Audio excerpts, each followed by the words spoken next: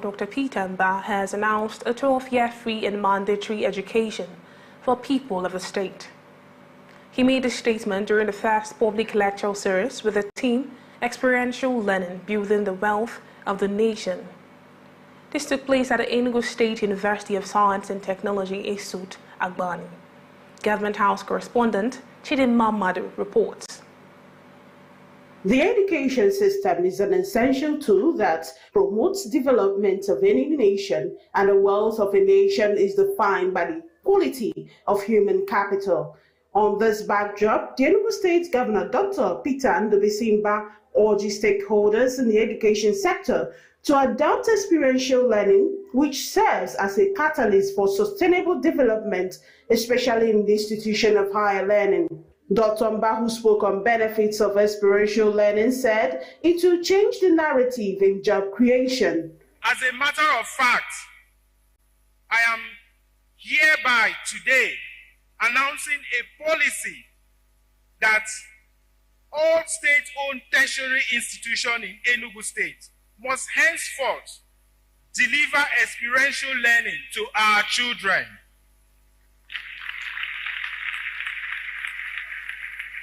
We want them to see this change reflected in planning, budget, curriculum reform, assessment and promotion, as well as research. We must not forget that as Africans, we had been discounted in the narratives and histories of the making of this world order.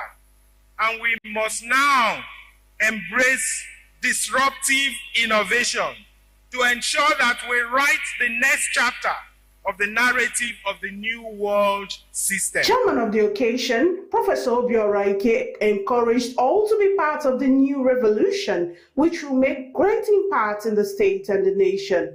Leaders of the institution expressed their gratitude to Governor Peter Mba for his great innovation towards education.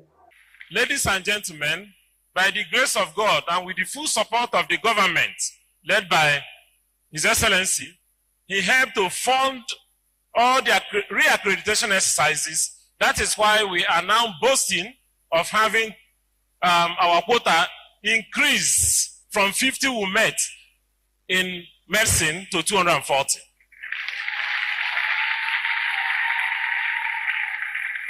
From 35 we met in medical laboratory to 240. To almost 0 points in nursing. We now have accreditation in nursing with... Enugu State government allocates 33% of the total budget to the education sector. Highlights is the commissioning of the 1,000-seat auditorium, which is named after His Excellency Dr. Peter Mba, and the School Microfinance Bank in Enugu. Chidinma Madu for Afia TV. Thank you, Chidinma, for the report. In other news, the Governor of Enugu State, Dr. Peter Mba, has applauded the Catholic Church for the values inculcated in him as a child, saying his horizon is formed by the institution and the values deposited in him guide his decisions. He disclosed that on Tuesday when he received in audience the Apostolic Nuncio to Nigeria, who doubles as Ambassador of the Vatican State, Most Reverend Michael Francis Crotty, who paid him a courtesy visit in his office in Enugu. According to him, the role the church plays in modeling young people has made the state to stand out in terms of moral standard and respect for the values of the society. Responding, the Papal Nuncio Archbishop Crotty told the governor that he was in Enugu for the centenary celebration of the Bigard Memorial Seminary in Enugu. He expressed delight over the impact the institution had made in the formation of a young priest. Meanwhile, Anambra State Governor Professor Chukwuma Soludo has presented a budget estimate of 607 billion naira for the 2025 fiscal year to the State House of Assembly. The governor, while presenting the budget estimate tagged Changing Gears 2.0, said, while politicians are focusing on politics, his government is busy executing projects. Soludo explained that his administration is building upon the project initiated in 2024 while introducing new ones. On her part, the Commissioner for Budget and Economic Planning, Chiamaka Nake, who spoke to newsmen during the budget breakdown, said the government is also developing 4 heritage sites in the state. Away from that, former Governor of Abia State, entrepreneurship and hard work to fully benefit from government and private empowerment programs. The governor, who spoke during the launching of Empowerment Fund and award ceremony of the Enugu Women Cultural Association in Lagos, lamented that some Nigerians are in the habit of running businesses set up for them during empowerment programs. This, he said, discourages philanthropists and other well-meaning groups from embarking on such ventures. Also speaking, the president of the women group, Barrister Enugu, in her welcome address explained that the aim of the empowerment is to provide financial support to members through the establishment of the cooperative society. Still in the Southeast region, the People's Democratic Party in Abia State has accused Governor Alex Otti's administration for allegedly politicizing the state and security. In a press statement issued on Tuesday, Eric Ikagu, PDP's publicity secretary in Abia State, accused the Labour Party government of failing to provide adequate security for citizens. This criticism comes on the heels of a recent attack in Umuahia, where 2 Nigerian army personnel were killed by unknown gunmen at a checkpoint. Meanwhile, in response to the killing, the Abia State government is threatening to deal with sponsors of violence and insecurity following a series of violent events recorded in the state recently. And finally, in the regional news, as the world marks International Men's Day yesterday, women across Lagos have shared their views on the significance of the day and the role of men in the society. Their responses highlight both admiration for men's contribution and concern for challenges often overlooked. Our correspondent, Kingsley Meka, reports. In honor of International Men's Day, women in Lagos have expressed admiration and gratitude for the men in their lives, highlighting their roles as providers, protectors, and leaders. I want to use this medium to appreciate all the men in the world. I know it's really not been easy. May this day remind you that your contribution, big or small, makes a lasting impact. For me, I started a fathering role in my family at a tender age. You can imagine how it is for all the men out there. It has really not been easy going out and coming in, paying the utility bills, school fees, house rent, and all. It has really not been easy. You God strengthen them and provide more for them to care for their family. Men in general need to be celebrated, but do not all men.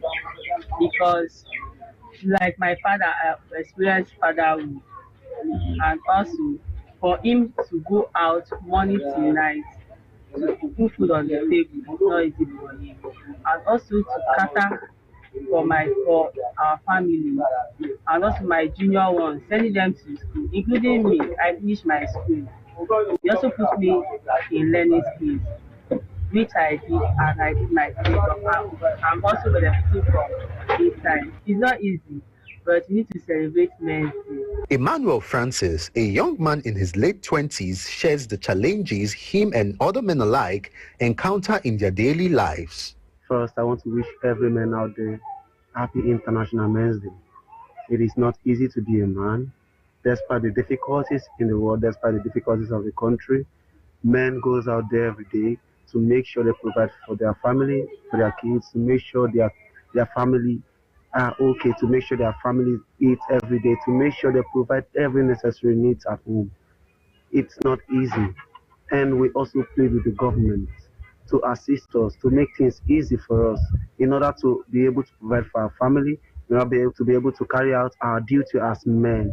We plead with the government to try to make things easy for us and to make us to be able to work hard to provide employment also for the men out there who are jobless. They are also doing their best, and we pray that God will help us all as men. And once again, happy International Men's Day. God bless you. International Men's Day serves as a reminder to celebrate men for their invaluable contributions while addressing the unique challenges they face. For many women, the day is about showing appreciation while advocating for an inclusive society that uplifts everyone. In Lagos State, Kingsley Emeka, reporting for Afia TV. Thank you, Kinsley, for that report. We'll take a short break now, and when we return, more on the news today. Do stay tuned.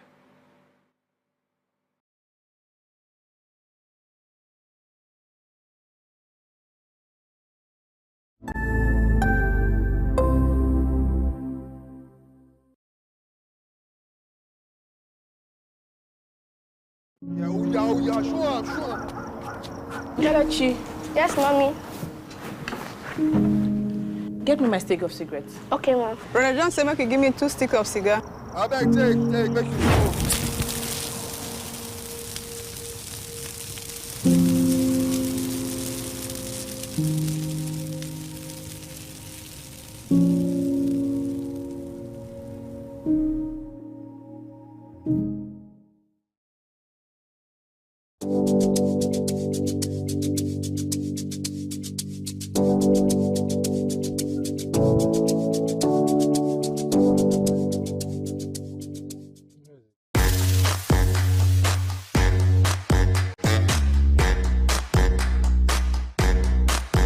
Assalamu alaikum jama'a, sunana mai martaba sarki Abubakar Yusuf Sambo.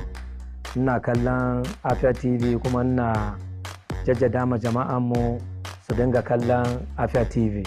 Allah ya taimake su a aikin da suke na kyau. Inda ba yake ne mu no Afambo His Royal Highness Sarki Abubakar Yusuf Sambo an ma watch Afia TV na kwado kwandibu. Inda ba ni ne ka ana watch Afia TV. Afia TV na mo ofima dalono.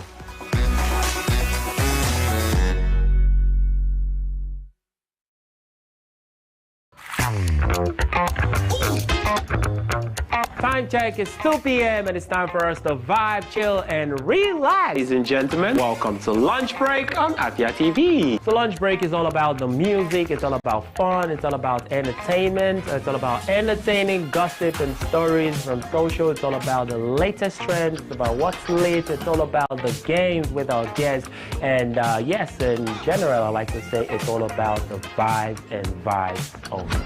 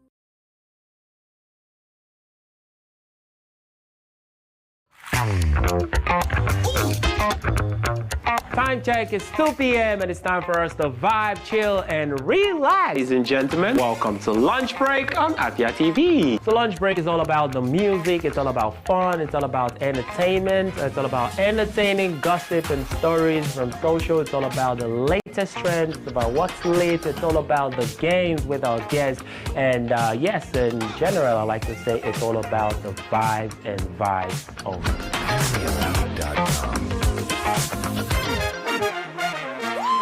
Welcome to Afia TV, your go-to channel for excellent news and incredible shows that keeps you IEI, that is, informed, entertained, and inspired. Need a break? Ladies and germs, welcome to Lunch Break on Afia TV. Join Choco to vibe and chill on Lunch Break at 2 p.m. for the latest trends in music and entertainment. Not like I have big money. Dive into the world of innovation and creativity with Rochelle on Anka. It means art in English. Where creative minds and groundbreaking ideas come to life. Tune in every weekday at 8 p.m. Do not miss Afia TV Official, your perfect dose of laughter, where they discuss what is currently trending on social media every day at 5:30 p.m. on Afia TV. But in this economy, the savings will save you, man. And that's not all. Stay tuned for more exciting shows on Afia TV. Catch us on DSTV channel 254 and GoTV channel 17. Good evening.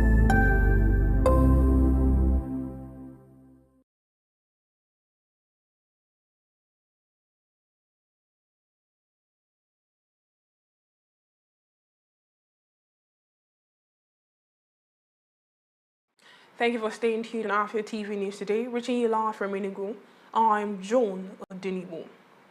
Now on the national news, President Bola Tinubu has announced the establishment of the National Engineering and Innovation Fund. He made this announcement at the annual General Meeting and International Engineering Conference of the Nigerian Society of Engineers holding in Abuja, the nation's capital.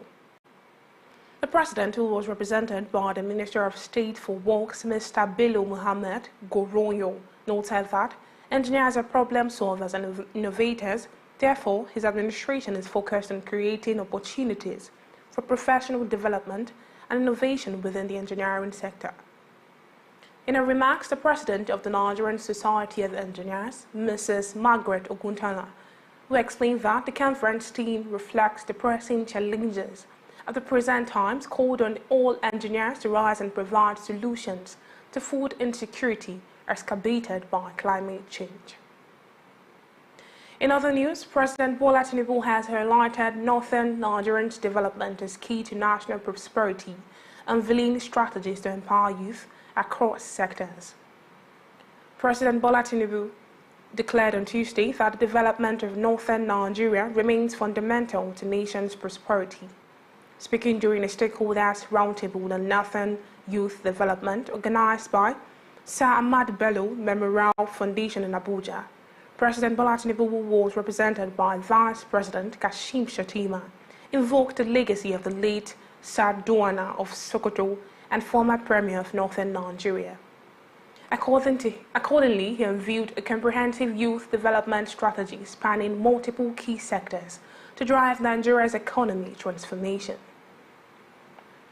Still in the national news, Chairman of the Economic and Financial Crimes Commission, Ola Olukoyede, has dismissed 2 staff members over corruption, vowing to prosecute and reinforce transparency amid ongoing reforms.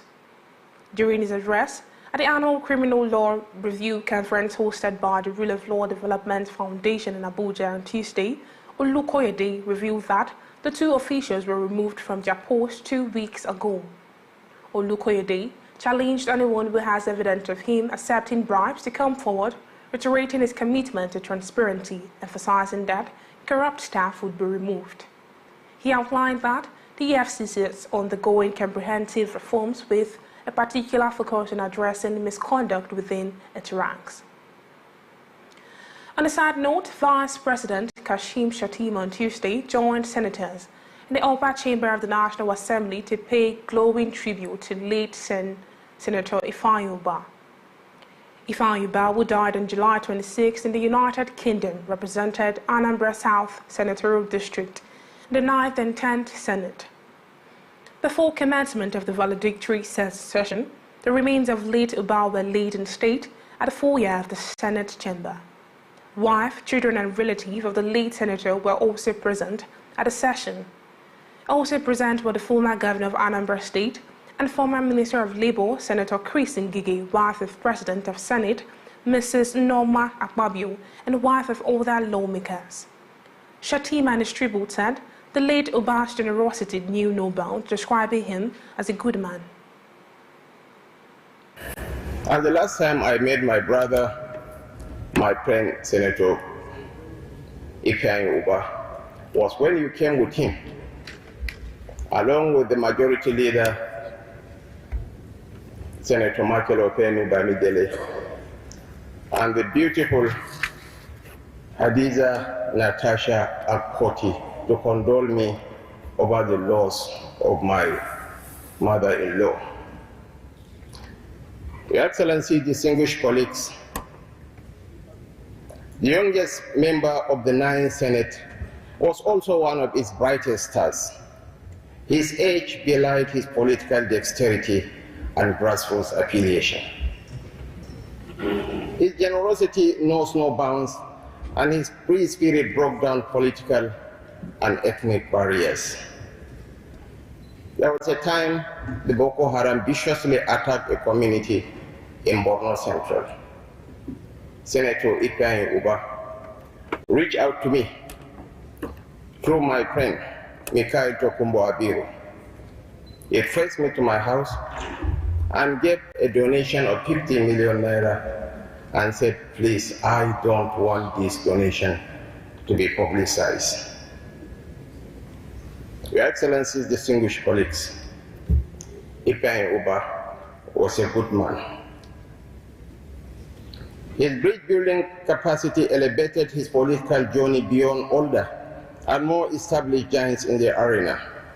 And he was easily on his way to bigger conquests when the Lord called him home. I want to align myself with the earlier speaker, Senator Osita Izonaso, who quoted John Donne, who said, I am involved in mankind, never sent to know for whom the bell tolls. It tolls for thee. Death is an inevitable destiny that is hanging on everyone's neck. We are all travelers on our journeys home. From where? From God. To where? To God. My condolences to his family, friends, and political associates, most especially Iyo, with whom they are planning to go on a long journey. Your Excellency, please receive my most heartfelt condolences. I miss the Senate. It's a pain. Lawmakers took turns to eulogize the late senator, saying his sad demise is a huge loss not just to the state, but to the country at large. Tried to build a football academy in the Navy, and he was ready to load up the same night. I asked him, how can you be doing these things? You are just coming from US, you are in Navy, you are running back to London, and this is the journey that he did not come back. I want to console the family, the wife, the children. These are things that happen every day. But we must accept the will of God. It's not our will, it's His will. Because Afia Morning was a very pleasant person in the 9th Senate. We are, first of all, we are in anger, very disappointed. But we take solace in the injunction from the Bible that God holds life. If you mention or tell most of 7 business people in Nigeria, you will find distinguished Senator Afia Morning. You will also find very distinguished Senator Jimoh Ibrahim among the 10. If you mention 20 people that are very active and carry on national assignments with solemn in this chamber, you will find Afia wanting. The Senate President, my distinguished colleagues, I want to align with Mr. Senate President's speech that it's not about solemn reflection, it's about, we can also call it an active celebration, but we are not disappointed in the decision of God to take Senator Afia Morning at this time. We must take lessons from life of Afia Morning. He was full of life, much younger than many of us in this Senate. But because we all go to God and go back to Him at His own time, God had decided to call him and He had left us. It's not about his age. It's not about his position. It's not about his wealth. We must take lessons in his life, in his humanity, in his philanthropy, and continue to be kind to our people, to be compassionate to our people, and to always be there for our people. In his tribute, President of the Senate, Gatswill, condoled the family of Uba, describing him as an accomplished businessman and country-made politician. Afia Morning was an accomplished businessman and politician. Within the short span of life that he lived, he made impact on the lives of thousands of people. A notable scholar, Ajayi Abimbola, once averred that a life is never productive until it makes an impact on the lives of others. So Lady Ifeanyi's life did and made enormous impact on the lives of others and was very, very productive. Is that he was very excited with the Southeast Development Commission bill, which was passed by this 10th Senate and assented into an act of parliament by Mr. President. We're looking forward to using that commission to further empower the people of Anambra State, Enugu as a whole, and many Nigerians. But I do hope that commission will work and impact on the lives of people, at least in memory of the man who joined to pass that bill. Late Senator Ifeanyi was a member of the All Progressive Congress and chairman, Senate Committee on Petroleum Downstream until his death. Moving to business news, President Bola Tinubu has written to the Nigerian Senate seeking approval of a fresh $2.2 billion as a new external borrowing plan in the 2024 Appropriation Act. The President's request was read by President of the Senate, Godswill Akpabio, during plenary on Tuesday. If approved, the law will be used to part finance the budget deficit of 9.7 trillion naira for the 2024 budget. Request for a resolution of the National Assembly for the implementation of the new external borrowing of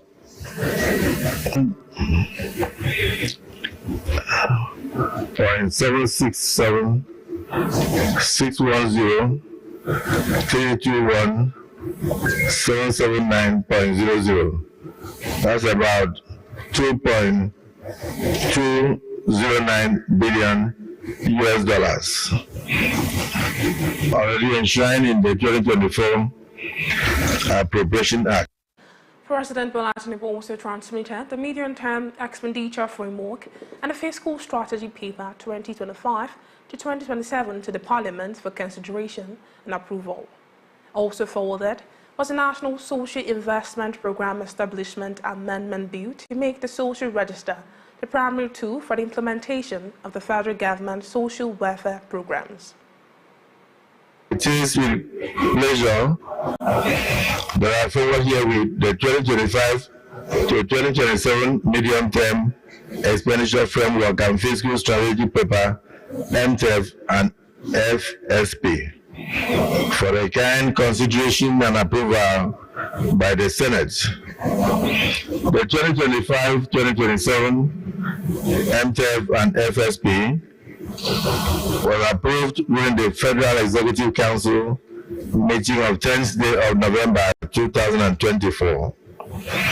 The Senate is invited to note that as the 2025 budget of the federal government of Nigeria will be prepared based on the parameters and fiscal assumptions of the approved 2025 to 2027 MTEF and FSP, it is imperative to seek National Assembly's expeditious legislative action on this submission. President Tinubu also sought confirmation of 3 nominees as commissioners for the Independent National Electoral Commission.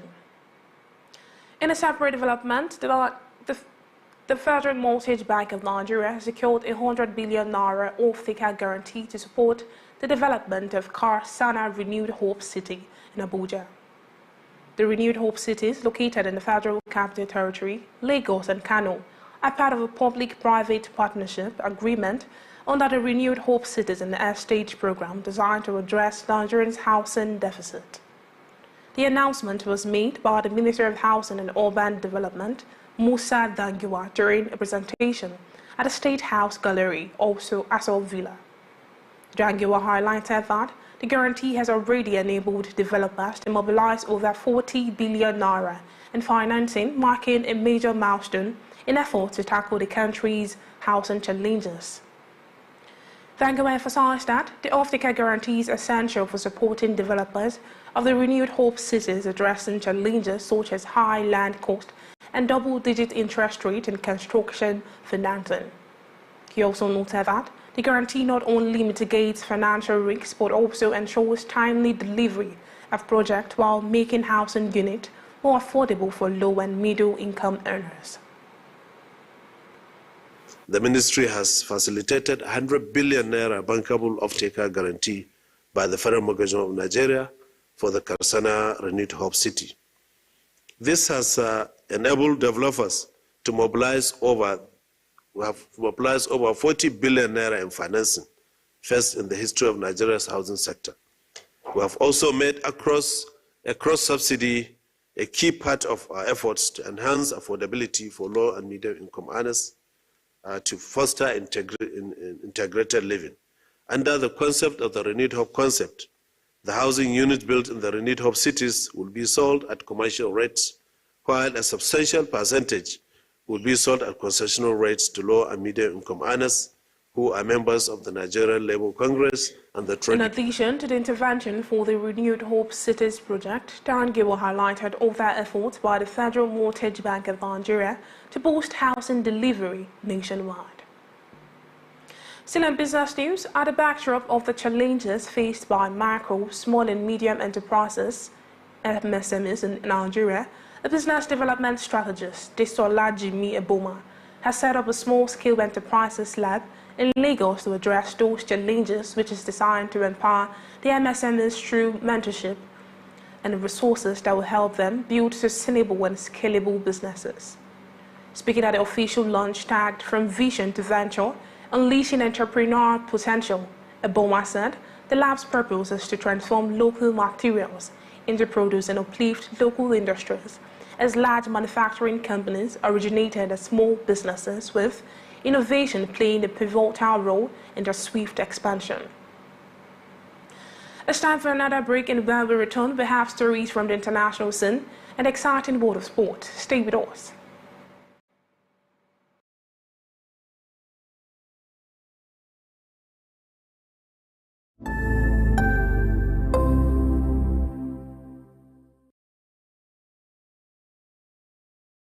Good evening to you, viewer, and welcome to Women in Business, a show that profiles women, executives, and even the next door store owner, showcasing Igbo greatness to the world. I started always obsessed with books ever since I was a child. The stress of always converting naira to dollar and an incompetent means an incompetent person.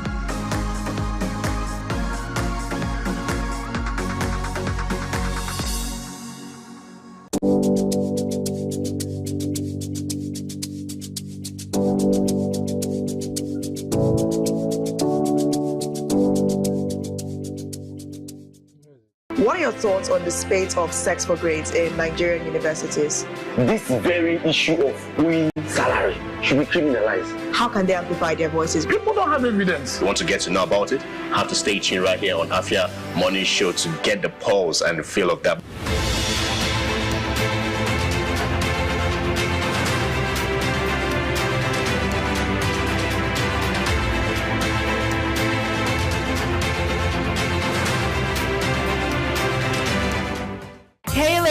Join us on Ghana Plus every Wednesday at 6 p.m. right here on Afia TV, DSTV channel 254 and GoTV channel 17, where we will delve into health issues affecting girls and women in society. Breastfeeding doesn't even cause breast cell. The frequency of breastfeeding means the approach you take to make sure that your well-being is maintained.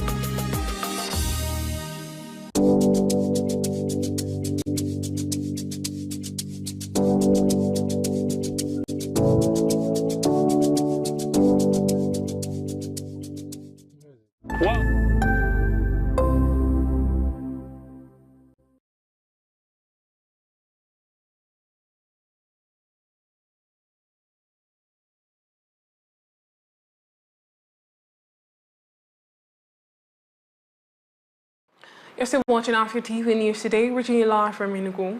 And now on the international front, United States President-elect Donald Trump has nominated Howard Lutnick, a billionaire and head of the investment firm Cantor Fitzgerald as the next U.S. Secretary of Commerce.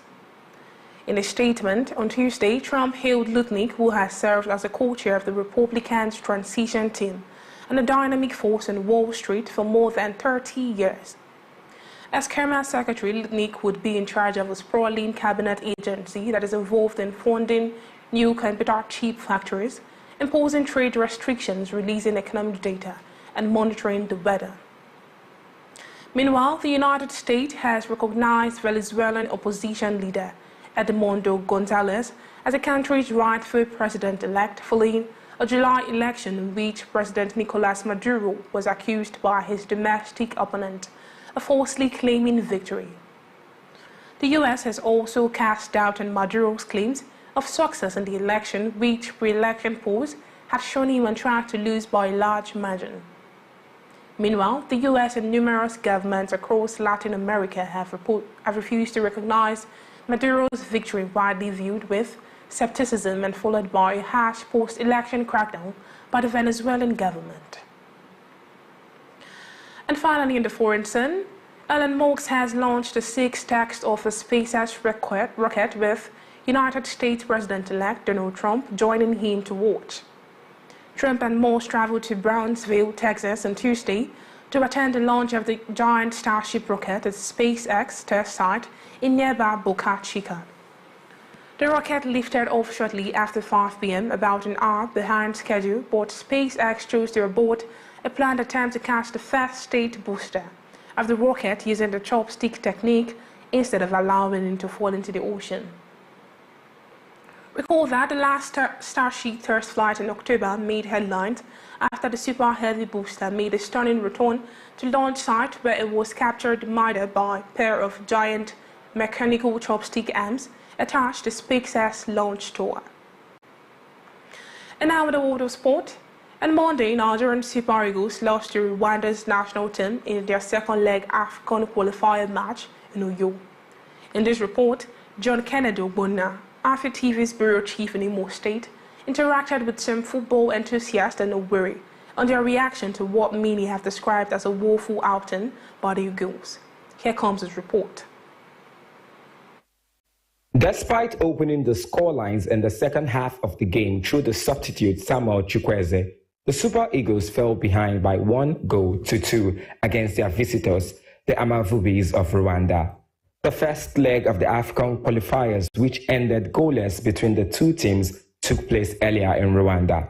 Thus, this home defeat suffered by the Eagles has elicited diverse reactions from residents, whom most are hopeful that the Eagles will pull through in a future World Cup qualifier against Rwanda. Having lost yesterday, you cannot say they played well. They can't play well. So of course, some teams can play well and lose. But yesterday, they did not play well. And for the reason why they did not play well, that was why they lost. You get that? Good. Judging by the former performances, you know, the truth remains that as a former national team player, my name is Enugu, but as the former national team player with Super Eagles, I know that most times our mental focuses don't come complete. Maybe in a twist of a matter that can disunite the entire team, the entire organization. You get that? So, however, yesterday, I believe things was not all well. And they decided to give it that way. That was why it happened. But on the real preparation, I know that Super Eagles cannot play like that. Against Rwanda, I think maybe, let's say it's football. You understand? So for us losing the match actually is not our intention for you. But like I said before, it's football. Anything can happen. You understand? With their performance and with the kind of player we have, I think we'll go far in AFCON. Our guys, I believe in Nigerian Super Eagles players, we have the chance to make it next year. There is no problem about it. I'm not afraid of that one. We have a chance for that. So I trust my guys. No matter we lost yesterday, we still have the opportunity, the chance to qualify. They tried yesterday, so don't expect that losing. Don't expect that losing. But unfortunately, another match I don't know we are playing home or we're playing away. We try our best to win the next match to go up. Not play good football and win, because if you check it, Nigeria has the most big players in the entire Africa. So, but because of the problem of this country, people are not happy, and that is even because of it, Nigeria cannot win, because divided, when people are divided, are you getting? They cannot stand. It's when they are what? In unity. So in Nigeria we are not unity. There's no unity at all, and there is no love. And even the leaders, they are the problem we have. And the who to encourage these players is the leaders, but they cannot encourage them. So that's our problem. Forget, it's not the players, it's the leaders. That is where my own is hammered. This defeat has not only ended Nigerians' unbeaten run, but also raised concerns for interim coach Eguavoen's journey to the World Cup. The question on the lips of many is what would have become of the fate of the Super Eagles had they not won a protest award of 3 points against Libya. In Owerri, John Kennedy Obona reporting for Afia TV. Thank you, John Kennedy, for that report.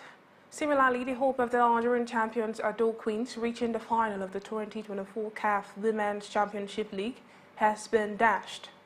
The end-to-end game started with both sides trying to outwit one another, but one broke the deadlock going into halftime. The second stanza resumed with Ado Queens trying to seize the initiative against the hard-fighting TP Mazembe. Their efforts paid off in the 64th minute via MN strike, but Maveli Kanjiga leveled the game for TP Mazembe in the 84th and threw the game into the extra time. Mazembe seized control of the game after Ado Queens conceded an own goal before Marlene Kazach wrapped up the game with the third goal in the 180th minute and ended the game 3-1. We'll go on a quick break. We'll be right back.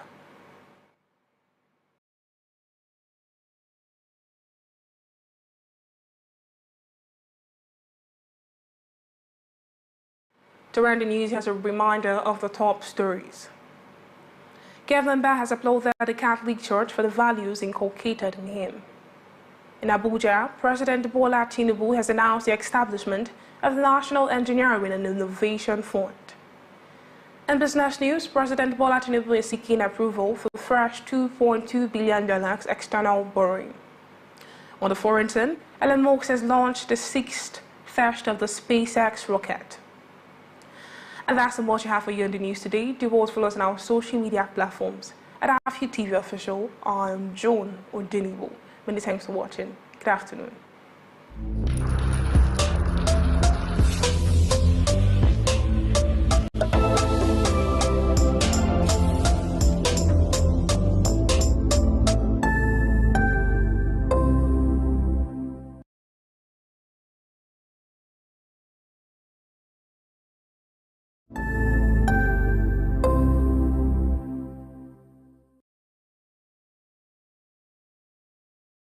Welcome to the latest and most amazing show upon here. Ladies and gentlemen, welcome to Lunch Break. You don't sing along. I did single. For real. You're not a backup singer. I said they do that.